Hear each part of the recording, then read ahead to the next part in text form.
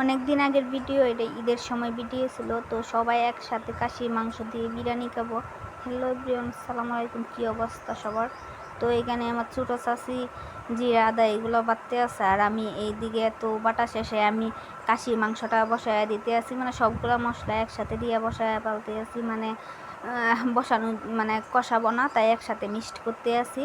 সব কুচাই দেওয়া হয়ে গেছে। আর এখানে পোলাও চাল আছে 2.5 কেজি, আর বড় পাতিল নিছি এখানে রান্না করার জন্য, কারণ সবাই যেহেতু একসাথে বসে খাবো।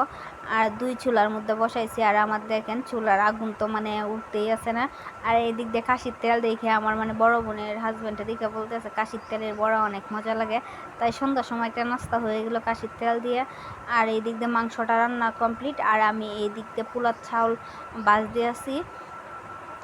তো পোলার চাউল ভাজা শেষ হয়ে গেছে, এখন আমি গরম পানিটা দিয়ে দিছি, আর এই দিক দিয়ে যে মাংসটাও দিয়ে দিছি। তো বিরিয়ানির জন্য মশলা টশলা সব কিছু দিয়ে দিলাম, বিরিয়ানির মশলা টশলা। আর এই দিক দিয়ে বড়ারও বানানো হইতেছে, আর সবাই মিলে খাইতেও আছি।